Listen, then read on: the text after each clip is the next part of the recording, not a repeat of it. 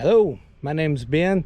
I'm the new owner of a 2023 LIV 19 bunkhouse. I wanted to do a first impressions walk around for those of you who may be considering a purchase soon. So here's our unit. Doing a quick walk around. We did opt for the larger battery, which is a lithium battery, and that will help us hopefully have a little bit longer power if we're boondocking. Also, we hope to do a solar application soon. We also asked them to install a battery cutoff for ease of just cutting all the power so there's no drainage when it's sitting. We don't have to disconnect it from within the battery box. Of course, the power tongue jack and 20 pounds of propane. One thing we did note when we got it home is this propane bracket was loose. I did have to bolt those down or tighten those bolts a little bit. Just something that they probably didn't get as tight as they should have. We did opt for a spring over lift. It's something I highly recommend if you're able to order one, or they can do maybe at the factory if you purchase an existing unit. That lifts the unit, puts the springs up over the axle and brings up the body pretty significantly, especially if you go on any kind of forest roads or have any areas or steep driveways, things of that nature, to protect it from dragging or causing any damage. It may be hard to tell on video, but it is quite the significant change. And they do put in larger tires as part of that package, and these tires are really nice. They got a nice aggressive tread pattern and they look really nice. One thing we did opt for is the outside shower. If you're new to camping, I recommend it, especially if you have kids or dogs. Keeps your inside of your camper clean. If you go to the beach or you just get muddy or anything else from a day out riding your bikes. One thing they have started adding, I believe, as a standard feature is an on-demand water heater. And so I'm excited about that. I actually like that feature. It runs off propane, and then you can take as long showers as you want with hot water. So I'm excited about that. I hope to add a sewer tube. I think I'm going to try to mount it underneath here on the frame behind the tanks. I could not get our sewer to fit in the bumper, so a new upgrade will probably be a sewer tube here. I think I'm going to build my own out of PVC. I think I can do it cheaper than buying one. Always recommend a spare tire. You don't want to be stranded without one. Everything else is pretty standard. I will say, if you haven't seen, I am a little disappointed in the size of the access hatch here for storage. If you're having one built, I forgot to ask and should have, if they could at least make that a little bigger. It seems to me they could, at least maybe if not taller, wider, for better access. So make sure and ask that. It's still very usable. We keep, so far, our hoses and electrical, anything in here so far. It's probably too small to fit your chairs and things of that nature, but there is a big space under here that you can get to from inside for those things you maybe not need all too often, like maybe a Dutch oven or some other stuff that you want to have with you but you don't need all the time. There again, right now our sewer tubes in here, but we will be moving that out. It has not been used yet.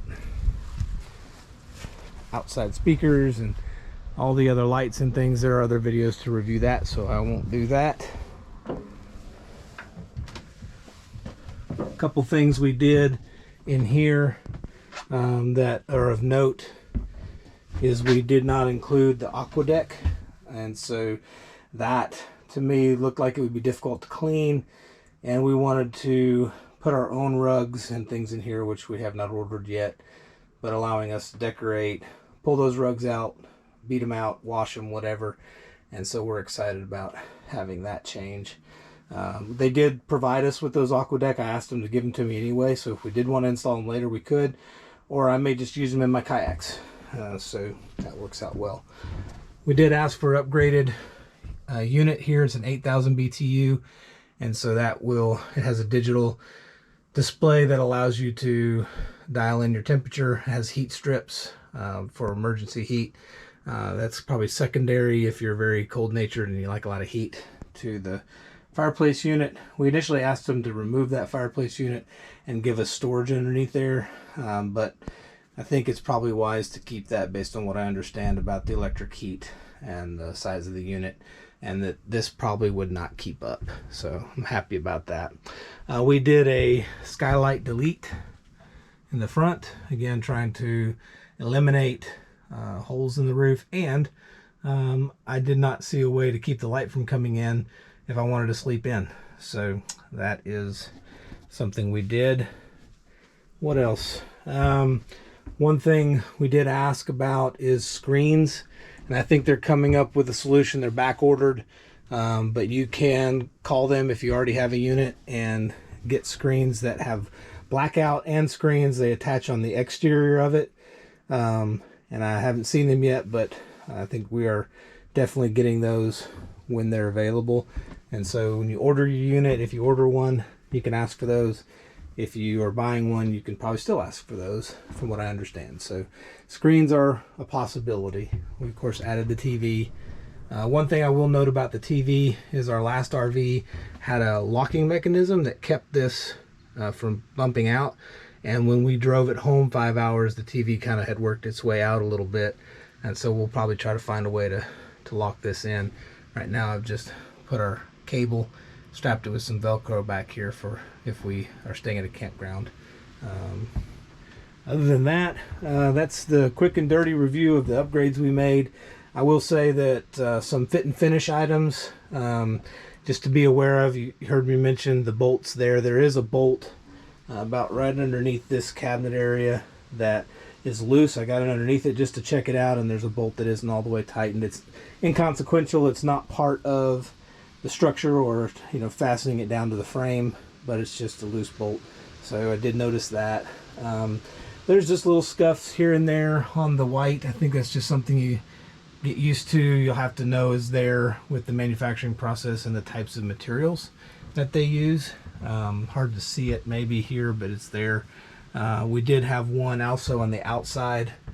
I can walk out there real quick and see if it comes across. That was concerning to us, but you know, we just made it work. Right here above the window, if you can see it, if it's coming through, there's just a little indention in the thermoplastic, and so, you know, I went and looked at several of the other units on the lot, and some of them didn't have anything, some of them had little things like that, and I think it's just going to be part of the manufacturing process, they said. Hopefully they can dial that in the future where they won't have those types of little scuffs and damages right out of the factory, but it is what it is until they get that done. I think the weight of the unit, the longevity of the unit, I hope, based on the types of materials and the construction, will more than make up for those deficiencies. So that's our quick walk around initial review, is that we're very happy with it. A few things like to have a little bit bigger pass through, and other than that, I do still like the Murphy bed better than the 20. If you're considering the two, for us and our family, we are pretty much outside all the time unless it's raining, and so that Murphy bed's going to stay down likely as we travel and just leave it like that. If it's raining, then when we put it up, we have a big place for our family to sit around. In the 20, it is nice that it's a full bed and bigger under storage, and it has its own dinette area, but those dinette areas really, if you're a big guy like me, fit one person on either side, and we have a family of 4 and some dogs that'll be traveling with us. So having that big booth, we can invite some friends in, sit around, play a card game, just have a great indoor eating space. It balances out for a small trailer for us to have the Murphy bed. It works out better. So still happy with that 19 bunkhouse design, although I understand if you're looking at both options, there are pros and cons to each. So best of luck as you decide whether or not to purchase, or if you've already purchased, some potential upgrades you could do. You've seen that we've done to ours, and I look forward to continuing to make this ours, and I'll keep everyone posted on any changes that we make.